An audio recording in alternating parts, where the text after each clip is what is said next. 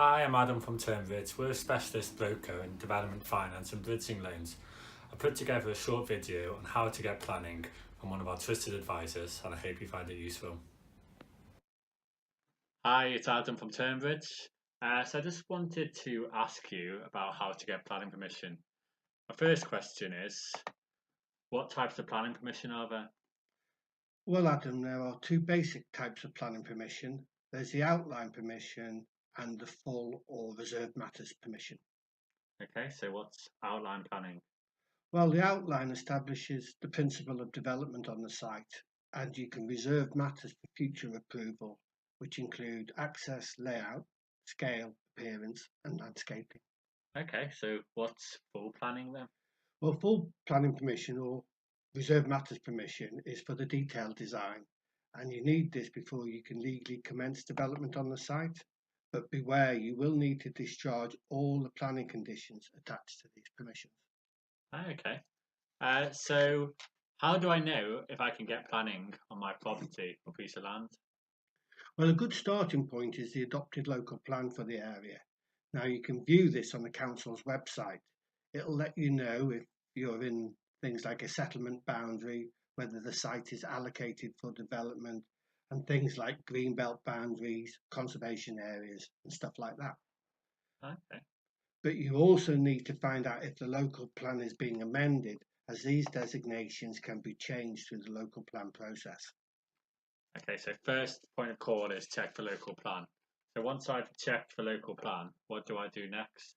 Well, you should consider appointing an architect or a planning consultant to advise you on your prospects and the key issues that relate to your site and the type of development that you envisage on the site. You can also seek pre-application advice from your local planning authority, but some councils charge for this advice, so it's a good idea to check first.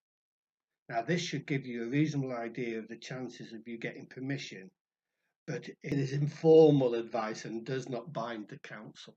So it's a good indication to whether I can get planning or not then. Yes.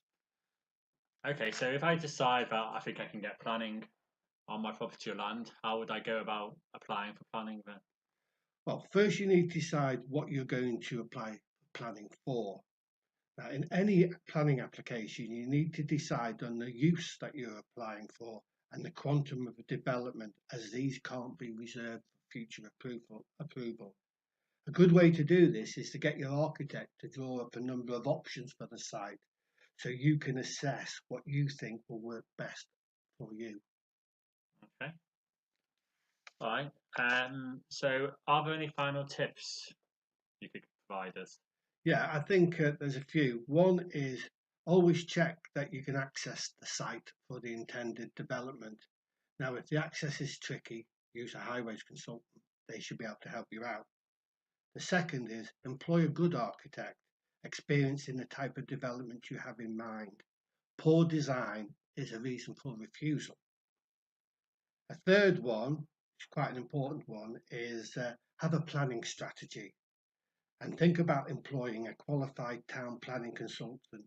Now, they can guide you through this very complicated process and construct your application to give you the best chance of success. And finally, if you are refused, don't just give up. See if you can amend your application to address the issues for refusal or consider making an appeal to the planning inspectorate. Okay, well, I think that's very useful. Thanks for going through that. I think we'll leave it there then. Thank you very much. You're welcome. Hi, so I hope you found that useful. Obviously, once you've got planning, you'll need finance for your development. What we specialise in is property development finance. We could search the whole market and get you quotes to consider. This way, you should be able to get the best rates and loan to values in the market. If you've got any questions on finance or anything else, please do contact us or visit our website at www.turnbridge.co.uk.